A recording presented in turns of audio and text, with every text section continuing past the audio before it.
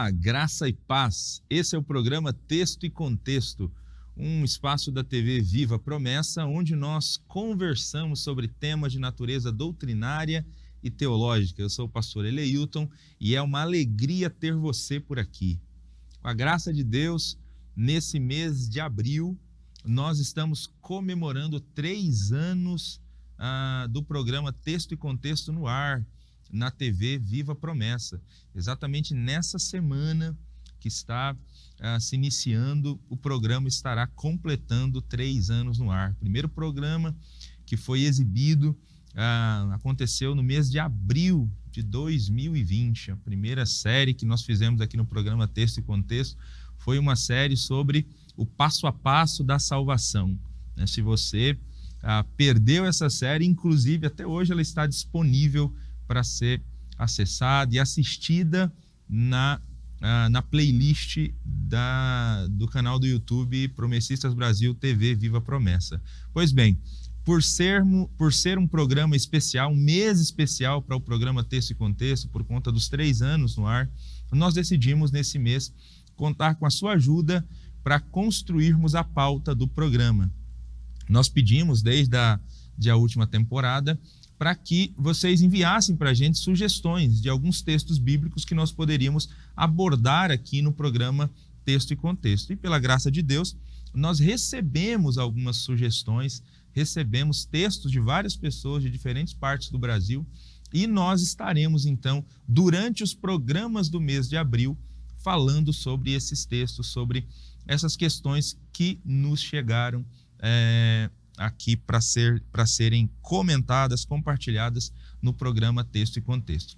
Pois bem, antes de nós iniciarmos então essas questões e de eu apresentar os convidados, eu queria pedir para você compartilhar o link desse programa com outras pessoas.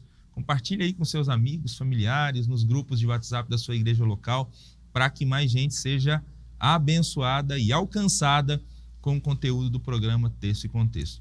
Para nos ajudar nesse primeiro programa dessa temporada especial, abordando textos difíceis que nos foram enviados pelos... não é telespectadores, né? Telespectadores ou é telespectadores? Acho que também, né? Pode ser também, né? Enfim, acho que telespectador... Vamos lá. Vocês que estão nos assistindo, o pessoal que está nos assistindo, que enviou as questões, né? Sejam muito bem-vindos vocês, mais uma vez, para nos ajudarem no programa Texto e Contexto, especialmente nesse mês especial. Pastor Kennedy, Pastor Willy. Amém. Amém. Eu falo primeiro? Foi você. Amém. Paz, Pastor Elilton, Pastor Willy. Paz, meus irmãos.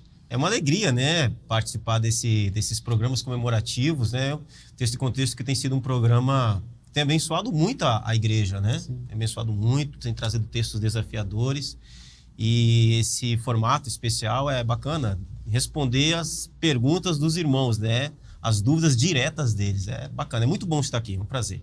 Amém. Prazer também muito grande. Paz, pastores, a paz, irmãos e irmãs, satisfação, programa especial.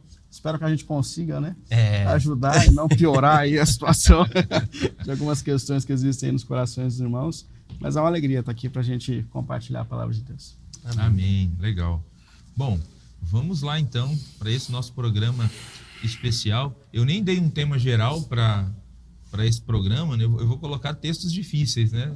Durante esse mês, porque são vários textos e eles acabam tocando em temas diferentes. Uhum. Eu até tentei agrupar, mas não são variados mesmo os temas, né? Então nós vamos fazendo aqui tratando aqui trazendo as questões e comentando as questões, né? Uhum. Então, vamos começar com o pastor Willy. É uma sugestão que a Sheila da IAP de Santo Amaro trouxe para a gente. Ela pediu para a gente comentar um pouco sobre o anjo do Senhor que aparece no Antigo Testamento. Hora ou outra a gente tem essa menção no Antigo Testamento desse personagem, né, que nos é apresentado como anjo do Senhor.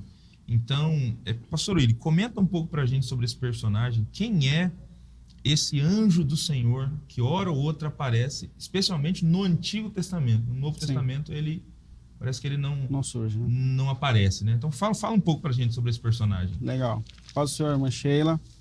Bom, vamos lá. Realmente essa expressão anjo do Senhor ela é muito comum dentro do contexto do Antigo Testamento. A gente percebe no livro do Êxodo, no livro Gênesis, do Êxodo, 2 Samuel também tem essa expressão, Zacarias, alguns momentos ele aparece de fato esse anjo do Senhor. O que a gente tem é a percepção, primeiro, de que é um ser diferente dos outros anjos, né? Há algo diferente aqui, há um destaque especial a ele quando ele surge no contexto do Antigo Testamento.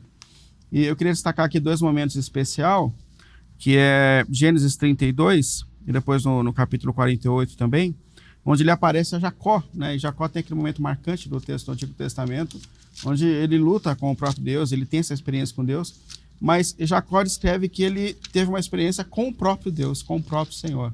Então, o que ele percebe ali é que, a gente percebe, né, que não é um anjo qualquer, mas que ele identifica como o próprio Senhor que apareceu ali com ele e que ele tem esse conflito ali naquele momento da vida. Mas eu gosto muito daquele texto de Josué, quando ele, no capítulo 5:14, quando Josué está indo, né, para essa primeira luta, que Josué tem essa missão de conquistar as terras prometidas, e quando ele está indo para conquistar a primeira cidade, que é Jericó, e é até um texto interessante, porque ele vem com um exército poderoso e ele olha lá e vê um sujeito sozinho, né, fardado. Ele fala, o cara é maluco, né, porque eu estou vindo com um exército, ele está ali sozinho me esperando, né. Então, e ele vai até esse ser e ele se aproxima dele e fala, e aí, de que lado você está? Porque até aquele momento a gente percebe que Josué entende que Deus lutaria a luta dele, né? E naquele momento ele precisava entender que é ele que está lutando a luta de Deus, né? Não é Deus que compra nós, mas é nós que estamos participando daquilo que Deus está fazendo na história. E a resposta daquele ser eu não vim nem para lutar a luta de vocês, nem a deles. Eu venho aqui para comandar o exército do Senhor. Eu sou quem está no comando disso. E naquele momento Josué percebe que esse anjo do Senhor é o próprio Senhor, porque ele se ajoelha aos pés dele. E, naturalmente, os anjos sempre rejeitaram esse tipo de joelhos, né, de adoração. Mas quando Josué cai aos pés dele, ele não nega a adoração, ele aceita a adoração. Então, o que a gente percebe é que esse anjo do Senhor acaba sendo o próprio Senhor, que se manifesta. A gente chama isso no contexto do Antigo Testamento de cristofania, tá certo? Cristofania, né? Cristofania, que são esses momentos em que o Senhor se manifesta de uma forma corpórea no Antigo Testamento, óbvio, limitando, né, a sua glória para que a gente possa compreendê-lo, para que eles pudessem vê-lo e entendê-lo, mas a gente entende ali que é o próprio Senhor que se manifesta dentro do contexto do Antigo Testamento, se revelando, se comunicando às pessoas. Importante observar que a gente não está dizendo com isso, é óbvio, que Jesus é um anjo. Jesus é o Deus criador dos céus e da terra, e que nesses momentos do Antigo Testamento ele se limita e aparece dessa forma corpórea. Então a gente identifica esse anjo como sendo o próprio Senhor, se manifestando de forma corpórea no Antigo Testamento. A gente está chamando de cristofania por entender que é uma manifestação do Cristo. Do Cristo, né? Encarnado, né? De Jesus, antes da sua encarnação, né? Do Cristo pré-encarnado. Né? Pré-encarnado. E talvez seja por isso, então, que a gente não tem mais essa figura que é tão comum no Antigo Testamento, nós não temos mais ela no Novo Testamento. Porque aí Cristo já... Ele encarnou. Ele veio, encarnou. E aí já é Jesus mesmo quem vai aparecer, né? É isso aí. Legal. Aproveitando essa questão que a nossa irmã Sheila traz para a gente comentar e compartilhar, eu queria que o pastor Kennedy comentasse um pouco para a gente um outro tema, mas também que está de alguma maneira ligado a esse, né? A Igreja Adventista do Sétimo Dia, ela faz uma ligação desse anjo com Jesus também, só que ela coloca um outro elemento também nessa história, que é o arcanjo Miguel, né? Pela maneira como esse anjo do Senhor é apresentado, já que a gente diz que ele é Jesus, né? E ela pega lá o arcanjo Miguel, que também é apresentado na Escritura Sagrada, e a maneira como Miguel é apresentado, né? O pastor William até comentou aqui desse anjo do Senhor liderando o exército, né? Você tem Miguel também nessa ideia, né, de sendo um comandante, um general de exército. Sim, né? sim. Então, eles acabam fazendo essa associação e dizendo que Jesus é Miguel, né? Que Jesus é o arcanjo Miguel, né? Que é a mesma figura na Bíblia Sagrada. Eu queria que o pastor Kennedy comentasse um pouco para a gente isso, sobre essa afirmação, né? Essa crença que é colocada, se ela faz sentido à luz do que a Bíblia Sagrada diz. Não faz sentido, né? Porque existe um princípio muito claro.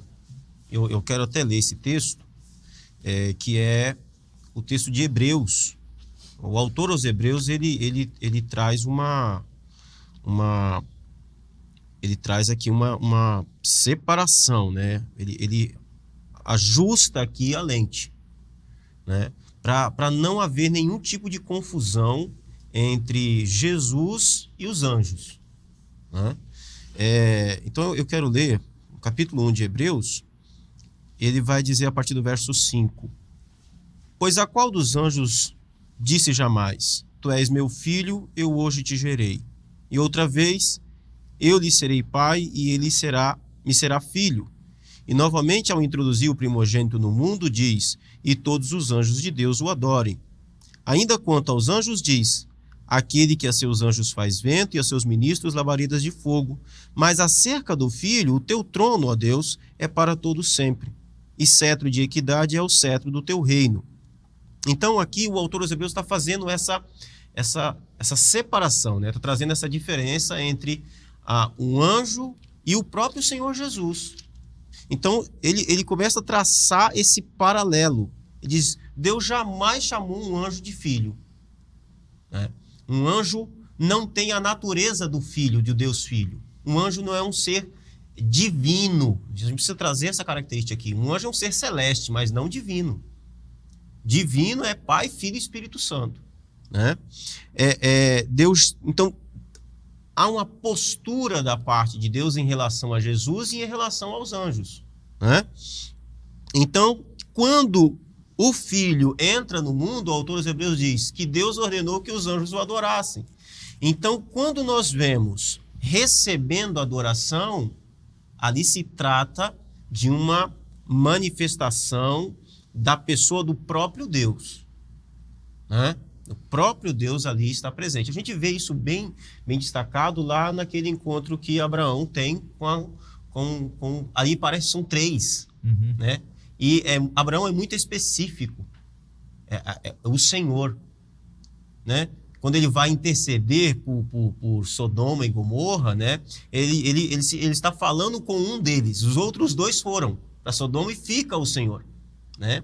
Ali também é o próprio Senhor Jesus que está ali falando, conversando com Abraão, e é muito claro, há uma distinção entre os seres ali. Um é o Senhor, os outros são anjos, né? Então Miguel, ele é um anjo. Miguel é um anjo, ele é, a Bíblia coloca como príncipe do exército lá em Daniel, né? Ele é um anjo e ele é diferente do Senhor Jesus.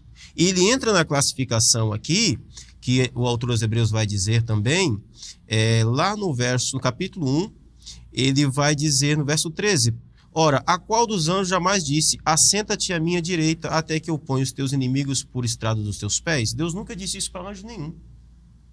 Sentar no trono, governar, Miguel nunca sentou naquele trono, né?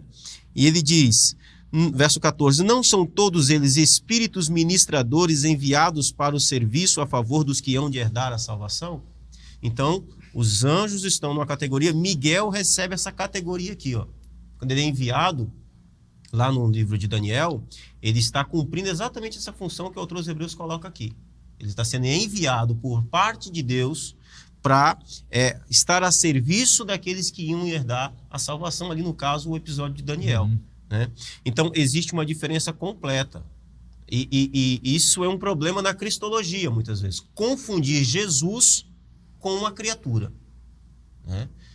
Não pode haver essa confusão, porque confundir Jesus com um anjo é ferir terrivelmente a cristologia. A pessoa da segunda, a segunda pessoa da Trindade, que é Deus Filho. Ok. Eu acho que é importante, de repente, destacar que a resposta do pastor Kennedy não é uma contradição à resposta do pastor Willy, né? Porque nós temos uma cristofania, né? Jesus, às vezes, tendo essa aparição no Antigo Testamento com esse aspecto angelical, né? Sim. Só que no caso do Miguel, o Miguel é apresentado como arcanjo mesmo, né? Um ser independente em si. Isso, ele é o arcanjo Miguel, né? Que aparece na escritura sagrada. A gente tem ele no Apocalipse, vencendo o diabo e seus anjos pelo sangue do Cordeiro. Então tem até uma distinção entre Miguel e o Cordeiro, né? E até em Daniel também, que o pastor Kennedy citou, Miguel é apresentado como um príncipe, mas aí também tem o príncipe da Grécia, tem o príncipe da Pérsia, tem outros príncipes, né? Então parece que Miguel é um dentre outros. Sim. O que não é o caso de Jesus. Né? É porque a ideia de anjo lá no Antigo Testamento também está falando aquele que é enviado, né? Ali, né? Vai aparecer essa expressão que o pastor ele colocou do anjo do Senhor lá da experiência de Moisés, né? E é Deus que está falando ali, né? Então, é lógico, a gente não pode fazer... as falas aqui não são contraditórias, por quê? Porque se fosse assim, você vai ver Deus se manifestando no Antigo Testamento de outras formas, como animais, né? Então Deus seria um leão, né? Jesus seria um leão. Não é isso. Então, são as revelações do Cristo pré-encarnado ali no Antigo Testamento, né?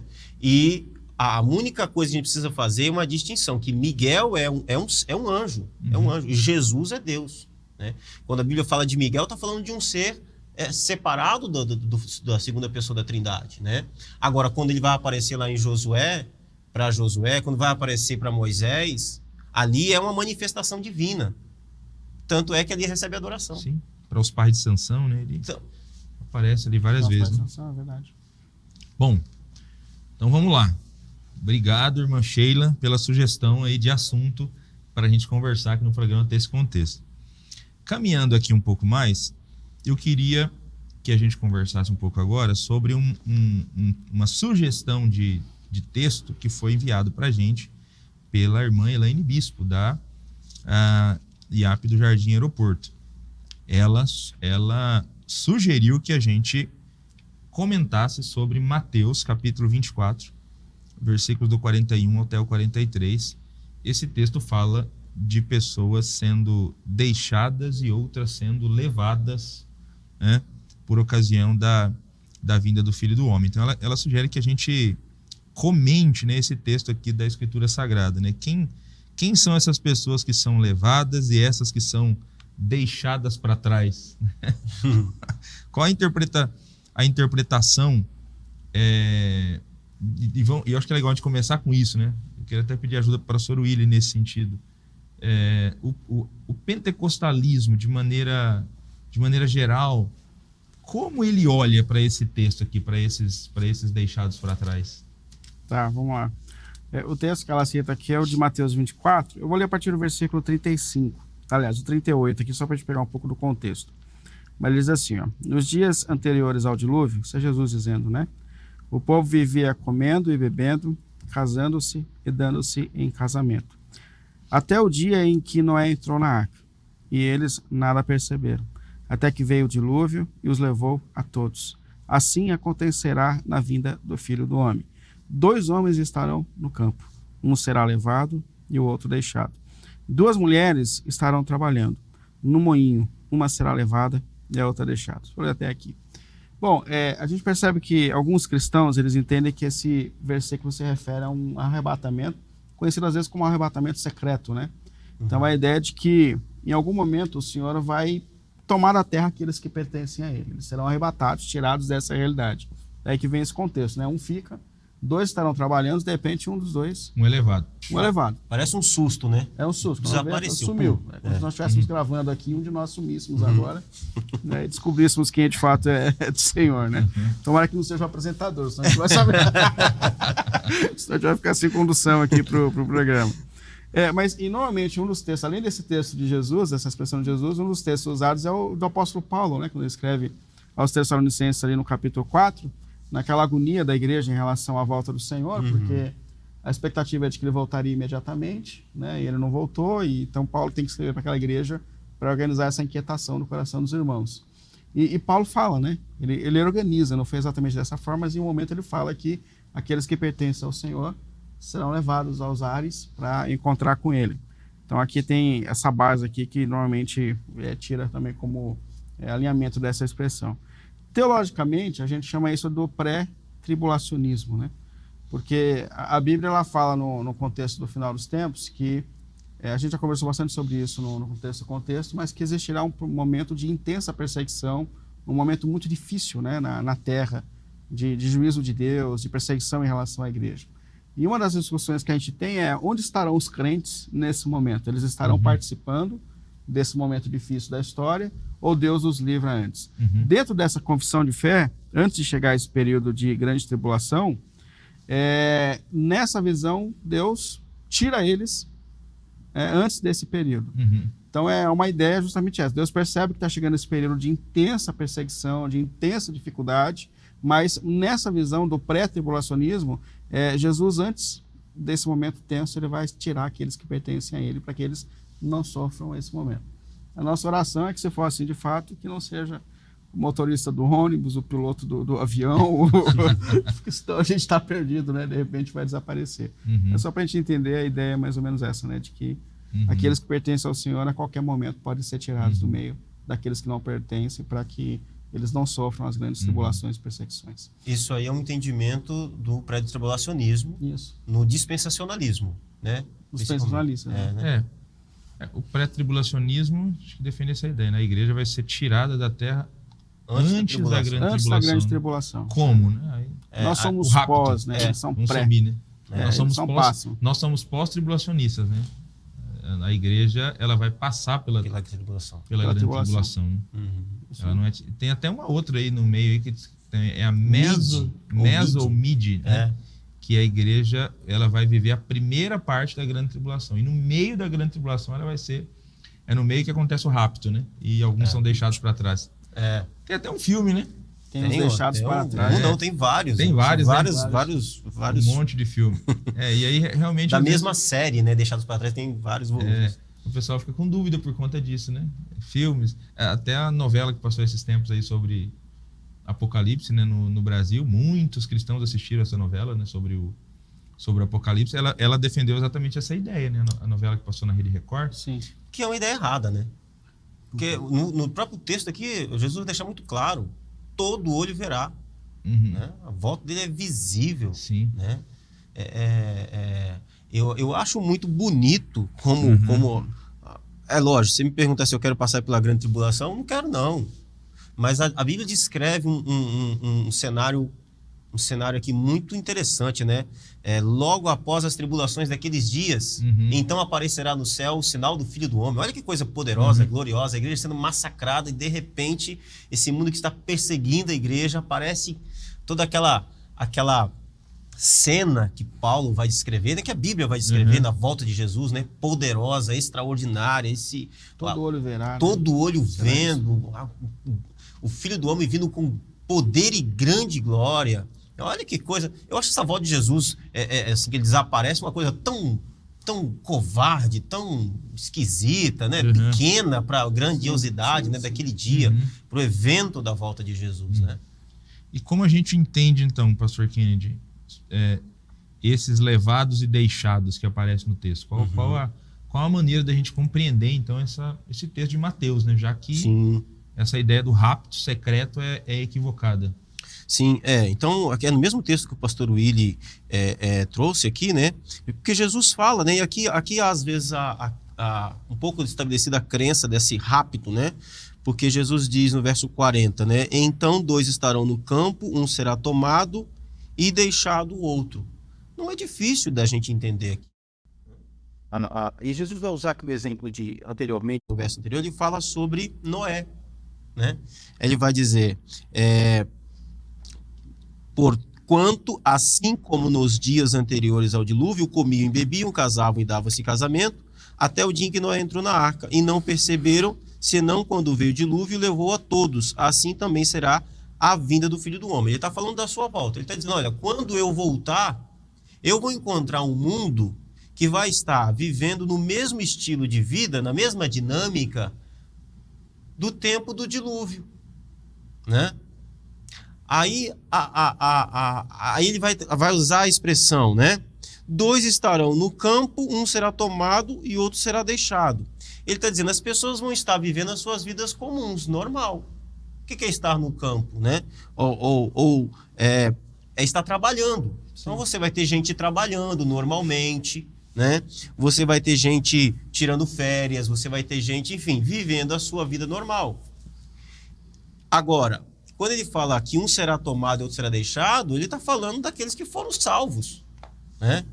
Ele está dizendo, olha, a mulher que creu em Jesus como o Senhor e Salvador da sua vida, ela será tomada. O marido que não creu vai ficar, né? No tempo de Noé foi a mesma coisa. A Bíblia diz, o texto diz que o dilúvio veio e levou a todos, mas levou a todos? Não levou a todos. Noé e a sua família entraram na arca. É até interessante pelo contexto aí que, pegando a imagem da época de Noé, né? Quem foi levado é quem ficou, né? Exatamente. Sim. Quem foi levado, no caso da época águas, de Noé, foram os ímpios, né? Eles foram levados pelas águas. Sim. E o deixado foi a família de Noé, né? Sim. Então, a gente até... Essa ideia do rapto, né? O levado é o bom, né? O levado é o justo, né? E o que é deixado é o ímpio. Sim, inverteu aí. Mas na história de Noé é o contrário. É verdade. Então, assim, o que Jesus está dizendo é simplesmente isso. Olha, quando eu voltar, eu vou encontrar gente. É a parábola das virgens que ele vai contar aqui nesse mesmo contexto. Ele fala de 5 virgens prudentes e 5 virgens imprudentes. Ele está dizendo o seguinte, quando eu voltar, na minha volta, eu vou encontrar gente pronta para gente servindo, porque o contexto das virgens ali é um contexto de serviço, né? Eu vou encontrar gente servindo e pronta para servir, e eu vou encontrar gente que foi chamada para servir e vai estar despreparada e vai ficar. Então eu vou encontrar gente que eu vou levar, gente que creu no Evangelho, e vou encontrar gente que não vai porque não creu no Evangelho, não está pronta, não deu ouvido à voz do Evangelho, ficou. A posição de Jesus aqui é muito simples. É lógico. Primeiro aqui já quebra o universalismo. Né? Nem todo mundo vai ser salvo. Vai ter gente que vai ficar. Né? Então é isso que Jesus quer dizer com essa expressão. Né? Sei. Então, pessoal, nada de cantar o mercado está vazio. Clássico, né? Geralmente o pessoal só canta a parte do refrão, né? O rei está voltando, o rei está voltando. Né? O problema do mercado vazio é que se o mercado está vazio é que você não foi, né? O pessoal que era já foi. É verdade. É a visão de quem ficou, né? É a visão de quem ficou, né? Ficou só eu na gravação hoje. Mais um argumento para não cantar. Não é muito bom. Mas é isso. Muito obrigado, então, aí a nossa irmã Elaine Bispo, né, da Igreja do Jardim Aeroporto, que nos enviou essa sugestão de texto para a gente comentar aqui no programa Texto e Contexto. Bom, continuando aqui, eu queria compartilhar agora uma sugestão de tema que o perfil Tiago Vilalva, é um perfil do Instagram, né, provavelmente um irmão nosso que nos assiste, não soube identificar aqui qual é a IAP que ele pertence, né, a igreja que ele pertence. Então, se ele estiver nos assistindo agora, quiser colocar nos comentários aí de onde você nos assiste, de onde você acompanha o programa Texto e Contexto, mas ele enviou uma sugestão para que a gente comentasse se os dias da criação, pastor William e pastor Kennedy, se esses dias são dias literais ou não, né? Se são 6 dias literais mesmo, ou não, né? Como a gente entende essa questão, pastor William? Eu acho que a gente precisaria de um programa ou mais, né, para debater profundamente esse tipo de questão. Se fosse colocar o criacionismo e o evolucionismo, dá para uma série. Dá para fazer uma série, né? Dá para fazer uma série. Uma série, verdade. Mas assim, falando de uma forma muito resumida, né? A nossa percepção é que são dias literais. Primeiro porque é o que a gente recebe da palavra de Deus, né? Ela não deu uma margem para a gente ir além disso. Quando a gente observa ali a descrição do que Deus está fazendo nos dias da criação, ele dá justamente aspectos de dias parecidos com os nossos, né? Manhã, tarde e noite. Então é difícil você olhar para o texto do Gênesis e perceber nele um chamado de Deus para que a gente vá além daquilo que ele está descrevendo. Né? A limitação que a gente tem a respeito do Gênesis é justamente que Deus cria em 6 dias, descansa no 7º, e a sensação que nos dá é que esses dias eram semelhantes com os nossos, não tem uma margem para a gente pensar além disso. Mas, de fato, existem, principalmente nos nossos tempos, né, nesse aprofundamento acadêmico, existem, de fato, cristãos buscando essa harmonização entre Bíblia e ciência, né? Acadêmicos dessa área mais científica buscando essa harmonização, que são crentes também em Deus, mas tentando fazer essa harmonização. E qual é normalmente a linha de pensamento dessas fontes aí acadêmicas? É que, de fato, Deus é o criador de todas as coisas, mas ele cria dentro de um processo evolutivo. Então, a evolução está acontecendo e Deus está com as suas mãos, colocando as coisas no seu devido lugar, e esse processo de evolução acontece dentro do comando de Deus. Seria, de fato, uma mistura aqui da descrição bíblica, né, com a teoria da evolução. É uma tentativa aqui de harmonizar essas duas coisas. Mas tudo isso é muito questionável. Como eu disse a princípio, o que a Bíblia descreve, de fato, no Gênesis 1, é que Deus criou o mundo em 6 dias. Não há uma margem sólida para a gente dizer que esses dias são diferentes do que a gente entende no dia hoje. Então, ir além do texto, né? Procurar uma porta ali, além do que o texto bíblico está descrevendo para a gente. Então, é uma linha perigosa. Então, Deus criou o universo maduro, cria 2 seres humanos maduros, com as marcas, né, do tempo, da maturidade, mas é o que Deus escreve para a gente. E os defensores dessa linha de pensamento, só para a gente tentar entrar um pouco mais aqui, normalmente eles acreditam que não se tratam de dias literais do texto do Gênesis, né? Porque eles usam essa expressão do hebraico, que é o yom, e raramente, dentro do contexto do Antigo Testamento, essa expressão aparece como eras. Mas aí você tem todo um contexto que mostra que ali ele não está se referindo a dias literais, mas a eras. Mas, normalmente, de forma normativa, quando usa essa expressão, ela está falando, de fato, de dias literais, né, de dias como a gente entende. E essa expressão também numérica, né, primeiro dia, alguns teólogos se apegam muito a isso. Deus pontuou o primeiro dia, o segundo dia, há uma organização na descrição de Gênesis ali que faz a gente entender dessa forma, né? E uma maneira também de entender, que tem sido muito comum no mundo teológico nos nossos dias, é que o Gênesis ele não passa de um livro poético. Então, é uma descrição poética a respeito de como foram criadas, mas não uma descrição literal. Nós também não temos margem para isso. É mais um caminho para a gente ir além do que está escrito. Então, a IAP, nós, na teologia, isso não só na IAP, mas muitos e muitos teólogos sérios defendem os dias literais, defendem a descrição do Gênesis assim como ela está dentro do texto bíblico, né, que são raríssimos os momentos que dia ali não é dia literal como a gente entende. Então, a nossa posição, né, óbvio que a gente está resumindo aqui a conversa, mas a nossa posição, o que a gente tem dentro do relato é, de fato, que são dias literais, manhã, tarde, noite. E, além disso, de fato, ainda além do que está escrito, né? Você sondar uma área que não dá ainda para a gente fundamentar alguma coisa. Eu acho que é uma dificuldade, né, em quem tenta defender isso, de crer que Deus teria condições de criar tudo que criou, todo esse universo, em 6 dias. Eu não tenho dificuldade de crer que ele poderia ter criado em 1 milésimo de segundo. Sim, verdade. Né? De qualquer jeito é um milagre a criação. De qualquer jeito é algo extraordinário, né? Então, se você for olhar a partir da potência de Deus, ele até demorou. Né? Mas a questão dele não é a questão se demora ou se faz rápido, não é a questão que Deus é um Deus que faz tudo de um acordo dentro de um propósito, para a glória dele, né? E faz do jeito que ele quer. Ele podia ter... Então, assim, o tempo é irrelevante.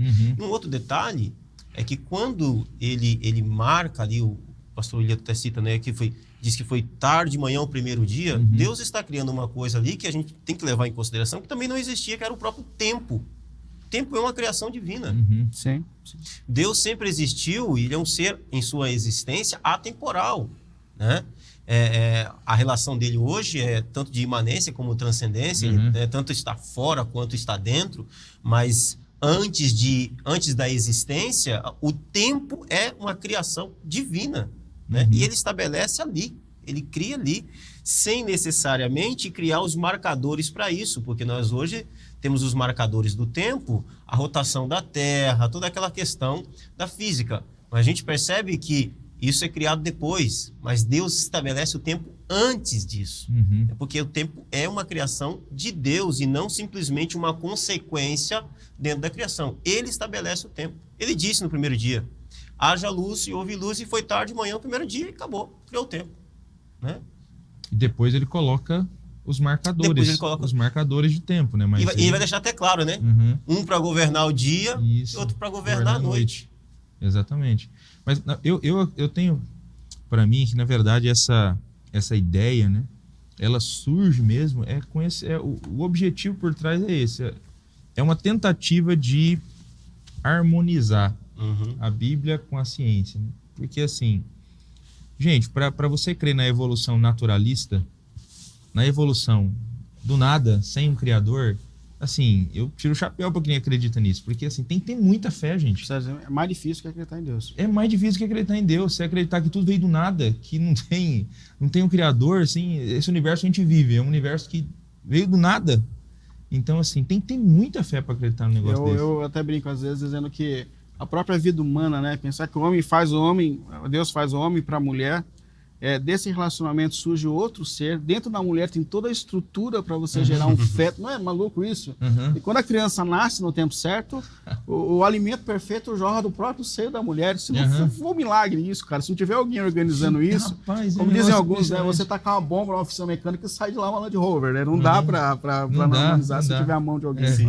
Aí o pessoal tenta... Não, então peraí, então não dá para acreditar nisso, né? Alguns cientistas chegam a essa conclusão. Então tem um criador, tem um design. Mas aí, qual foi o método que o design usou? Então ele usou a evolução. Método evolutivo, né? Aí eles pegam e vão transformar os dias de Gênesis em dias eras, né? Então, só que aí a gente tem muito problema. Eu queria até que o pastor Kennedy comentasse um pouquinho mais, o pastor William até mencionou a ideia do caráter poético de Gênesis, né? Porque para fazer isso, então você tem que transformar o livro de Gênesis num livro mitológico. Na verdade, ali é só realmente uma descrição poética, né? Mas aquilo ali realmente não está acontecendo da maneira como está escrita, né? Então, quais são os problemas de a gente tentar ler o Gênesis assim, né? Transformar o Gênesis numa descrição meramente poética? Há esse exercício, principalmente da escola liberal, né? Teológica, a Academia Liberal da Teologia, vai fazer isso. E às vezes a gente encontra pastores renomados, né, que já foram renomados na igreja brasileira, que hoje estão defendendo isso. Eu acho que alguém que tenta olhar para o Gênesis e hoje vê Gênesis como algo mitológico, algo apenas poético, uma paráfrase, é que a fé já foi. A apostasia já entrou no coração, né? É um tipo de incredulidade que não existe nem nos demônios, né? Porque o Tiago diz que eles creem, né? Então, assim, mas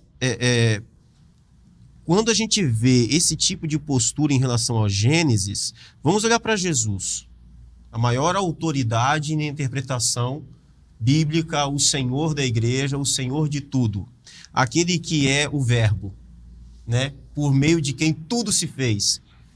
E Jesus, lá no capítulo 19 de Mateus, verso 3 a 5, eu quero ler esse texto, porque ele se refere ao Gênesis, né?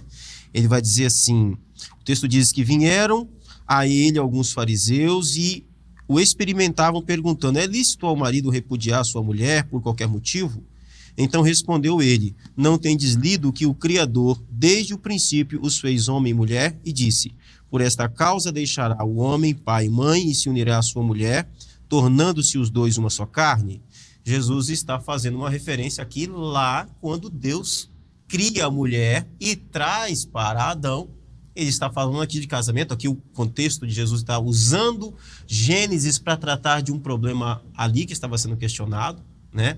Então Jesus trata o texto bíblico, a narrativa de Gênesis, não como mito, né? Ele trata como uma verdade, como algo real. Adão e Eva existiram. E é tão sábio o que Jesus está colocando aqui, porque se Adão e Eva for um mito, o casamento também é. A estrutura familiar também é. E quando nós falamos de estrutura familiar, nós falamos de estrutura social. Então a estrutura social também é um mito. E não é. Porque casamento é uma realidade, família é uma realidade, sociedade é uma realidade.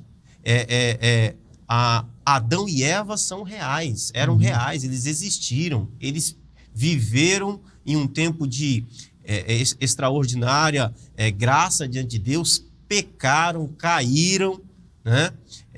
Experimentaram dessa vida, tiveram filhos, se relacionaram, viveram, é uma realidade, e morreram. Né? Então, Jesus, o próprio Senhor Jesus, não trata Gênesis como uma coisa, como um mito, como um texto poético. Né? Eu acho muito temeroso quando o próprio Senhor Jesus dá crédito ao texto de Gênesis como uma verdade, como uma realidade, como fatos reais, e a gente vê homens dizendo que isso é um mito.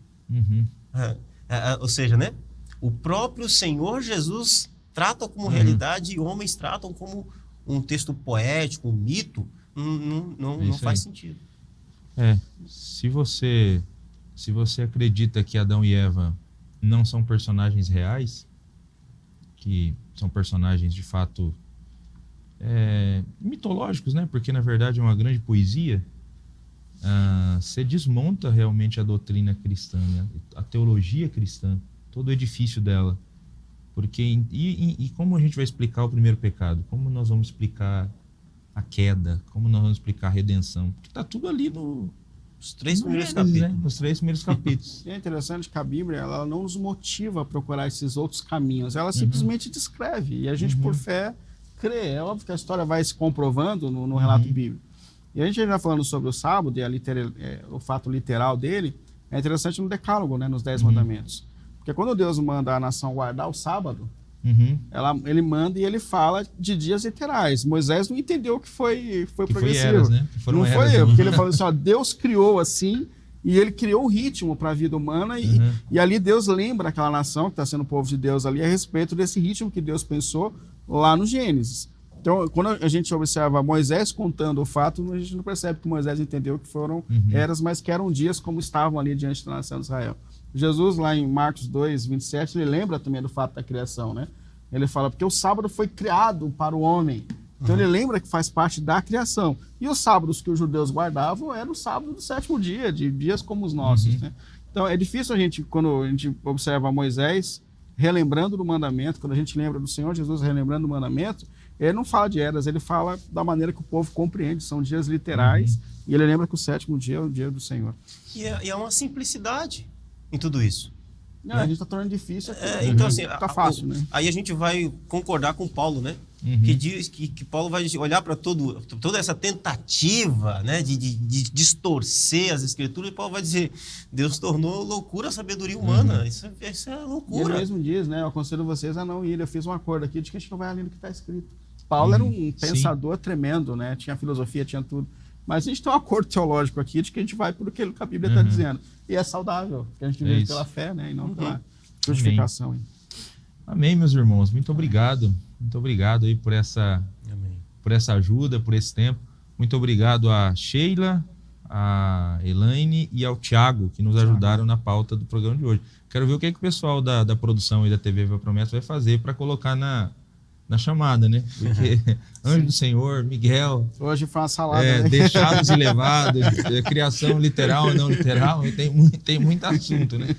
Mas é isso, muito obrigado pela ajuda de vocês. Nós estamos caminhando para o final do nosso programa. Eu queria pedir para o pastor Willy orar por todos aqueles que nos acompanharam até esse momento e colocar diante de Deus, né, esses temas que nós conversamos aqui hoje também, né? Conversamos sobre questões importantes, que a gente seja continue sendo abençoado por Deus também, né? E tenha entendimento cada vez mais límpido, né, sobre esses temas que nos foram apresentados. Amém. Vamos lá. Ô Senhor, obrigado por esse tempo que o Senhor nos deu. Obrigado por tudo que o Senhor tem feito por nós. Obrigado, Senhor, por um momento onde a gente pode conversar, bater um papo de uma forma saudável a respeito da sua palavra, a respeito dos seus propósitos eternos. O Senhor sabe que nós somos seres humanos limitados, nós temos dificuldades de entender tantas coisas, mas nós te agradecemos por essas oportunidades que o Senhor tem nos dado. Pedimos a Ti, Pai, pelo nome do Senhor Jesus, que o Senhor a cada dia mais nos ajude a entender aquilo que é a sua vontade, a verdade da sua palavra.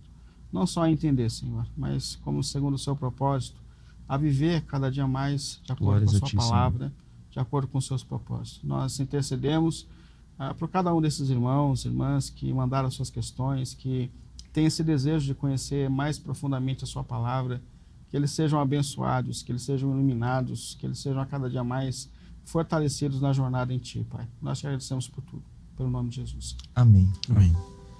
Amém. Obrigado a você que nos acompanhou até esse momento no programa Texto e Contexto. Nós estamos chegando ao final desse primeiro programa dessa nova temporada do mês de abril.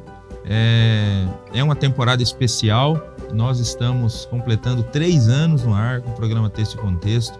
E você enviou sugestões e nos ajudou a construir a pauta do programa. Durante todos os programas desse mês, nós faremos programas no modelo desse que está terminando aqui. Nós vamos usar estas sugestões que nos chegaram para conversarmos no programa Texto e Contexto. Então não perca o programa da semana que vem. Se você enviou sugestões, pode ser que a sua sugestão seja a que nós estaremos conversando aqui na próxima segunda-feira.